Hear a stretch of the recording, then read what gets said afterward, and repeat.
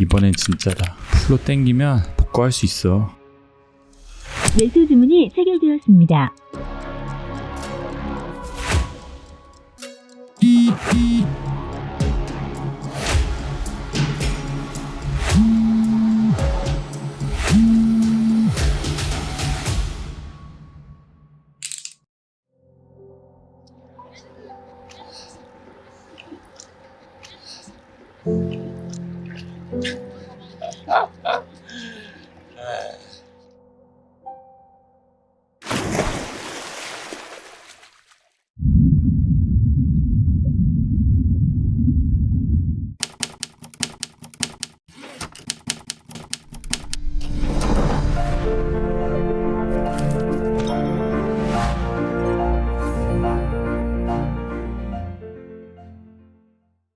하루 동안 200만 원을 매일매일 인출하는 경우가 있었습니다. 그 거래는 고액현금 거래로 자동으로 이 금융정보분석원이라고 하는 곳에 보고가 되게 되어 있습니다. 이 부동산을 미리 현금화했을 때 유리한 내용은 현금으로 상속을 받게 되면 취득세가 없다는 점입니다.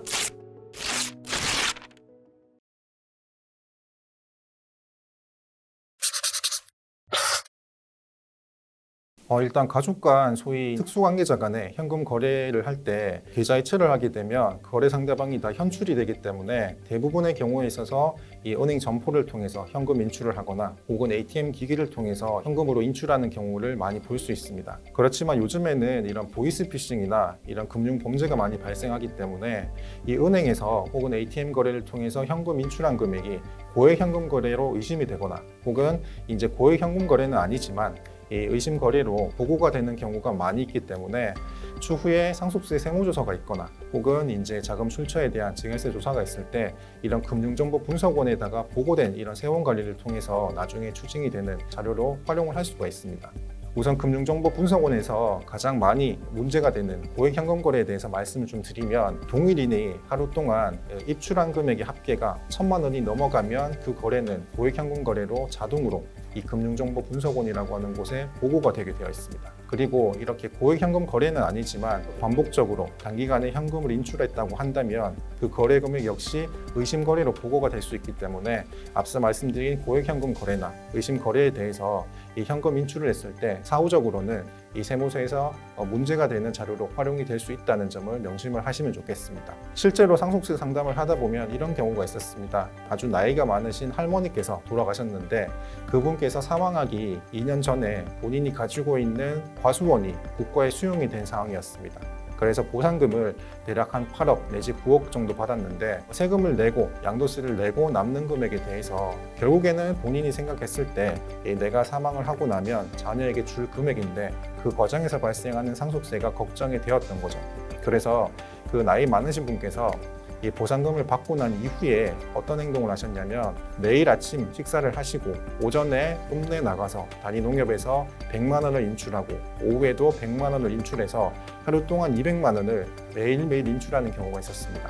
그래서 이러한 일이 10번이 되면 2천만 원이 되고 100일이 되면 2억 원이 되겠죠.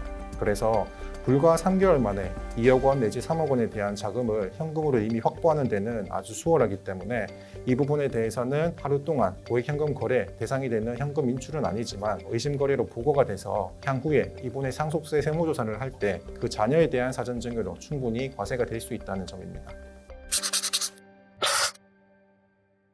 부동산 재산이 많은 분에 대해서 주로 이제 질문을 받는 내용인데요. 이 부동산을 미리 현금화했을 때 유리한 내용은 크게 3가지로 정리를 할 수가 있겠습니다. 첫 번째는 이 재산의 포트폴리오가 부동산이 거의 압도적인 경우입니다. 상속재산가액이 예를 들어서 100억이라고 한다면 그 100억의 구성이 거의 90억 이상이 부동산으로 구성이 된 경우를 말할 수가 있는데 자녀 입장에서는 부모님이 사망을 하고 받는 재산가액에 대해서 상속세를 납부할 재원이 매우 부족하다는 단점이 있습니다. 따라서 살아생전에 부모님께서 전체 부동산 중에 일부를 현금화를 하고 난 뒤에 본인의 이 생활비나 이 간병비, 노후자금으로 쓰고 남은 금액은 계획적으로 현금으로 상속을 하게 해주면 상속인 입장에서는 이 전체 상속세 중에 일부를 상속받은 현금으로 바로 상속세를 납부할 수 있기 때문에 세금 납부 재원을 마련한다는 측면에서 현금화하는 것이 중요할 수가 있죠. 그리고 두 번째는 이 현금으로 상속을 받게 되면 이 취득세가 없다는 점입니다. 예를 들어서 우리가 부동산으로 상속을 받게 되면 그 부동산에 대한 상속세뿐만 아니라 취득세도 함께 고려해야 되는 경우가 많은데요. 우리가 상속으로 부동산을 받을 때 취득세율은 보통 3.16% 정도가 발생을 하게 됩니다. 그래서 예를 들어서 25억짜리 부동산을 상속을 받게 된다면 취득세가 대략 한 8천만 원 정도 발생을 하게 됩니다. 그렇지만 이 현금으로 상속을 받게 되면 방금 말씀드린 것처럼 상속세를 납부할 수 있는 재원으로 활용할 수 있다는 장점 이외에 현금에 대해서는 취득세도 별도로 발생하지 않기 때문에 상속인 입장에서는 상속세에 대한 납부 걱정뿐만 아니라 취득세 걱정에서도 어느 정도 해방이 될 수 있는 그런 장점이 있습니다. 그리고 마지막 세 번째는 부동산을 두고 살아생전에 부모님 또는 자녀들 사이에 불화가 발생을 하거나 사이가 좋지 않는 경우를 많이 볼 수 있습니다. 부모님께서 가장 걱정이 되는 것은 내가 열심히 모은 재산을 내 사후에 자녀들이 좀 사이좋게 안정적인 마중물 역할을 했으면 좋겠다라는 뜻에서 상속을 하게 될 텐데 이러한 상속 재산을 두고 이 자녀들 사이에 다툼이 발생을 해서 법원에서 보게 된다거나 혹은 그 과정에서 내가 남겨준 재산이 아주 저가의 공중에 분해가 된다면 부모님께서 원하는 바는 아니겠죠. 실제로 상속이 일어난 이후에 이런 고가의 부동산이 시세보다 아주 못 미치는 가격으로 경매가 나오는 경우를 종종 볼 수가 있습니다. 이런 경우에는 대부분 상속인들 간의 이 공유물 분할 청구 소송이라고 하는 걸 통해서 이 현금화 시킨 다음에 내가 원하는 만큼 상속 몫을 가져가겠다라고 하는 다툼에서 발생하는 재산 분할이기 때문에 살아생전에 부모님이 원하는 바도 아니라서 부동산에 대한 상속 이외에 아주 긴 호흡 동안에 내가 원하는 만큼 현금화 시켜서 그 돈을 가지고 이 자녀들에게 현금 상속을 해주겠다라고 생각하시는 경우도 많습니다. 일단 상속재산가액이 10억 이하인 경우라면 상속세가 발생하지 않을 수도 있는 건 맞습니다만 그 문장 한마디가 사실 절반은 맞고 절반은 틀린 이야기입니다. 그 내용이 맞는 이야기가 되려면 크게 두 가지 측면에서 살펴볼 수가 있는데요. 첫 번째는 상속 공제 금액이 어떤 구성으로 10억이 되는지 먼저 이해할 필요가 있다는 겁니다. 그리고 두 번째는 이러한 공제금액 10억 원이 형성이 되었다면 내가 바라보는 상속재산과 세법에서 보는 상속재산의 크기가 서로 달라질 수 있는 점을 이해를 하는 것이 중요한데요. 우선 공제금액 10억이라고 하는 것은 크게 두 가지로 구성이 됩니다. 첫 번째는 그 배우자가 살아있는 상태가 충족이 돼야 됩니다. 따라서 배우자 상속공제를 적용을 받는다는 것인데 이때 배우자는 사실혼이 아니라 법률상의 배우자를 의미를 하고 있습니다.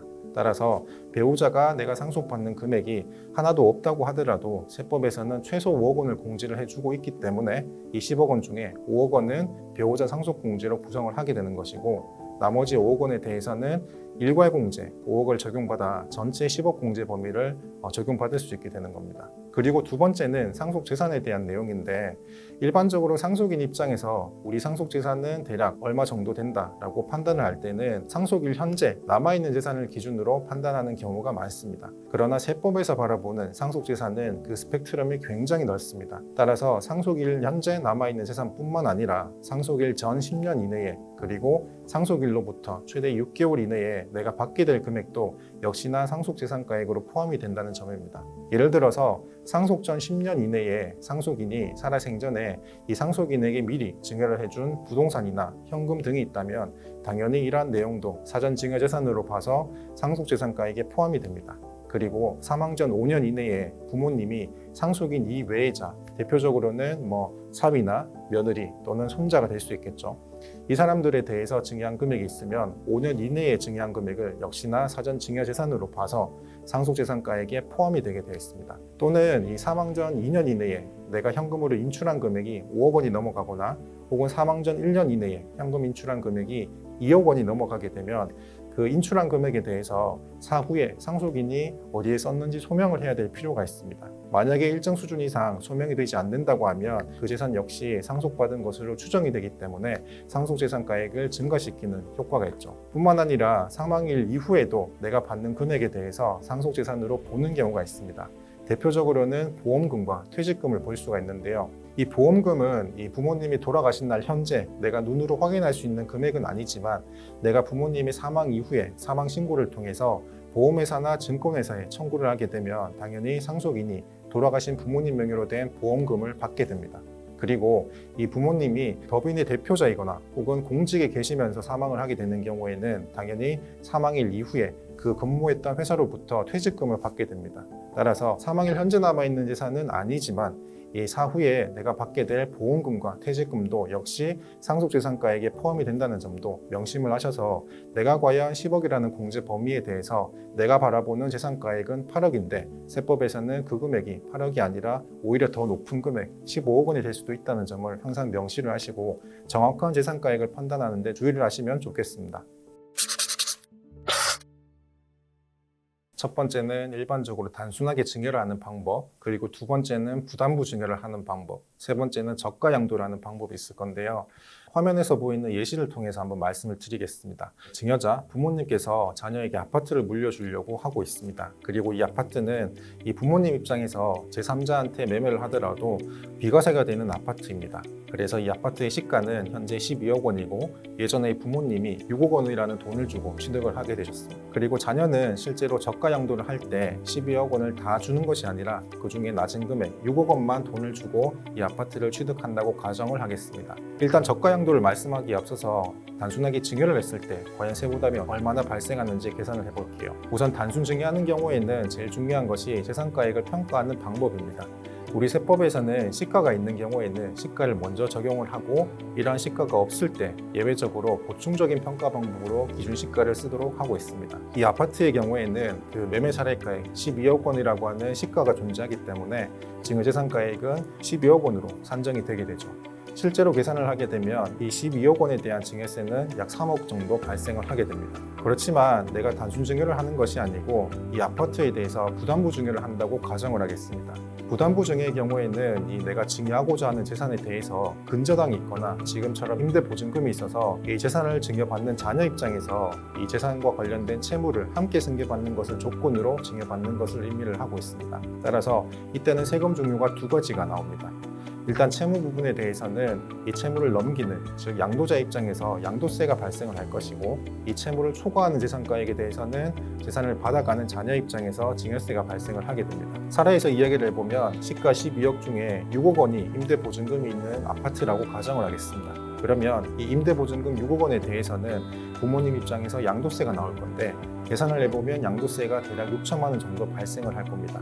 그리고 임대보증금을 초과하는 나머지 재산가액 6억 원에 대해서는 자녀 입장에서 증여세가 나올 겁니다. 6억 원에 대한 증여세는 한 1억 정도 발생을 하게 되는데요. 결국에는 가족 전체의 양도세와 증여세를 합산을 했을 때 대략 1억 6천만 원 정도의 세금이 발생을 하기 때문에 이 12억 원이라고 하는 재산을 단순하게 증여했을 때에 비해서 절반 정도 수준의 아주 낮은 금액으로 세금을 부담하면서 재산을 가지고 오는 방법이 될 수 있겠죠. 그리고 마지막으로는 저가양도라는 경우입니다. 저가양도는 말 그대로 증여를 하는 것이 아니라 돈을 주고 유상으로 물건을 취득하는 행위입니다. 그렇지만 우리가 부모와 자녀처럼 특수관계자 간의 거래에 있어서 일반 시가보다 의도적으로 낮은 금액으로 거래하는 것을 세법에서는 굉장히 엄격하게 다루고 있기 때문에 저가양도를 했을 때는 기준 금액보다 초과해서 의도적으로 저가양도를 하는 경우에 제재 사항을 마련하고 있습니다.